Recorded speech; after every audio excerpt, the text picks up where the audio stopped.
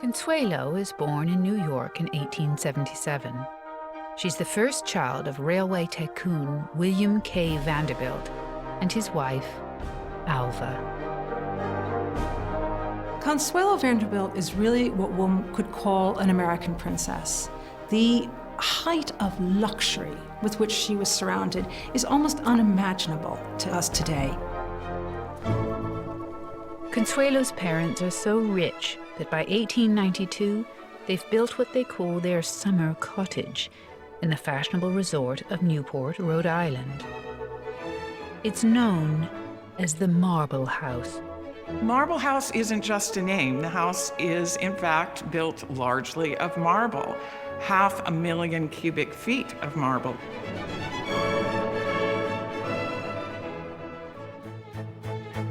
The design of the house is Alva Vanderbilt's personal project.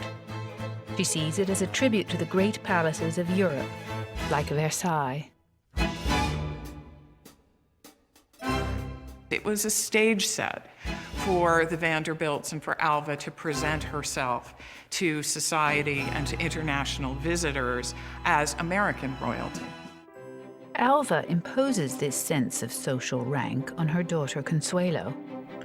Alva Vanderbilt was the kind of mother who felt enormously, not just attached to her daughter, but in some ways almost wanted to live through her daughter. So Consuelo is brought up as an heiress, and she knows that she's going to be an heiress. And this is drummed into her. Alva has 3 children, Consuelo the oldest, and 2 boys, William and Harold. The boys are sent to school, but Alva keeps Consuelo at home to oversee her daughter's education personally. From the earliest age, Consuelo is tutored in European languages, art, and culture.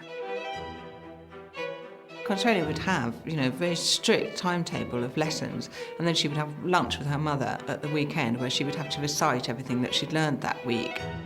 Additionally, she's trained in social etiquette and presenting herself as a lady. But as Consuelo recounts years later in her memoirs, this regime takes on one particularly brutal aspect. Sitting up straight was one of the crucial tests of ladylike behavior. A horrible instrument was devised which I had to wear when doing my lessons. It was a steel rod which ran down my spine and was strapped to my waist and over my shoulders. Another strap went around my forehead to the rod. Alva made her wear this sort of steel brace to keep her back straight. I mean, there was no aspect of her life that wasn't quite strictly controlled. So yes, I mean, if ever the gilded cage applied it to somebody, it was probably to Consuelo Vanderbilt in adolescence. By the age of 18, Consuelo has grown into a beautiful and exceptionally well-bred young woman. Alva asked the entrance papers for Oxford and Cambridge to be sent over. Not that she would ever have actually gone to university, but Consuelo passed them all with flying colours. So she was extremely well trained and educated. Alva has produced the perfect American princess. And if Alva sees her daughter as American royalty, what better way to cement her status than by marrying her daughter into the world's classiest aristocracy, the British nobility?